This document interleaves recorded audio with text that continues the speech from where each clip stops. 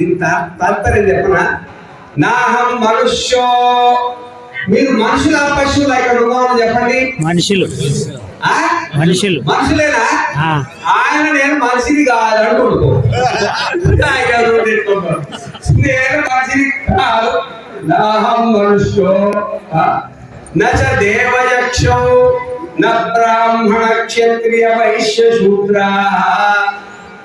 నువ్వు రెడ్డి బా బ్రాహ్మణుడయ్యా? రెడ్డి బా రెడ్డి గట్టిగా అంటున్నాయి బాబు. రెడ్డి అంటే చాలా గట్టిగా అంటున్నాడు మరి. రెడ్డి మరి ఆయన ఏమన్నాడు?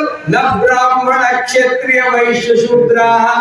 నేను బ్రాహ్మణుడి కాదు, క్షత్రియుని కాదు, వైశ్యుని కాదు, శూద్రుని కాదు. నేను ఏ కులానికి సంబంధించిన వాడిని కాదు. నా బ్రహ్మచారి న గృహీవనస్థో భిక్షుర్నచాహం నిజబోధ రూప. నేను బ్రహ్మచారిని కాదు, గృహస్థుని కాదు, వానప్రస్థుని కాదు, సన్యాసిని అంతకంటే కాదు. మరి ఎవరయ్యా అంటే నేను పురుషుని అన్నాడు. ఆయన ఏమన్నాడు? నిజబోధ రూప, నేను పురుషుని అన్నాడు.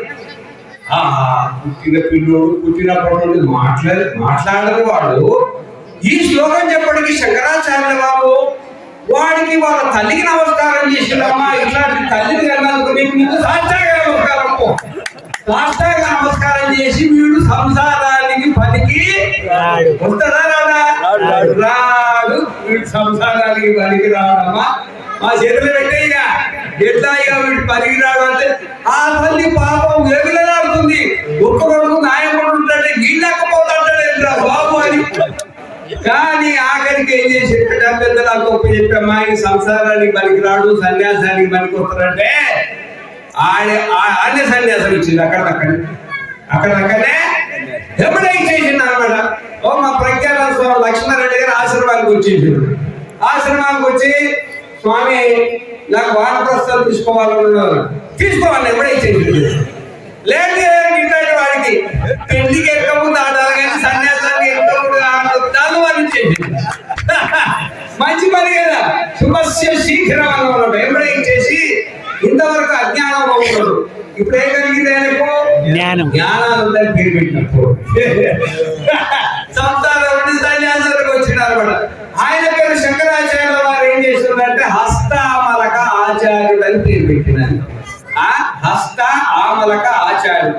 ఆయన ఆత్మజ్ఞానాన్ని ఏ విధంగా బోధిస్తుందంటే చేతిలో ఉసిరికాయ పెట్టి ఇది ఉసిరికాయ అని చూపిస్తే మనకి ఇంత స్పష్టంగా ఓహో ఉసిరికాయ అంటే ఇదే అని ఇంకా వేరే ఏం సంశయాలు లేకుండా అర్థమైతుందో ఆ విధంగా నిజబోధ రూప నేను ఆత్మను అని అంత స్పష్టంగా చెప్పిండారు అన్నమాట.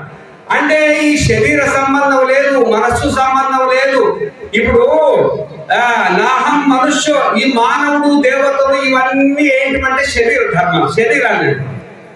మనిషి అని దేనికి పేరు చెప్పండి? శరీరానికి పేరు. నా బ్రాహ్మణ క్షత్రియ వైశ్య శూద్ర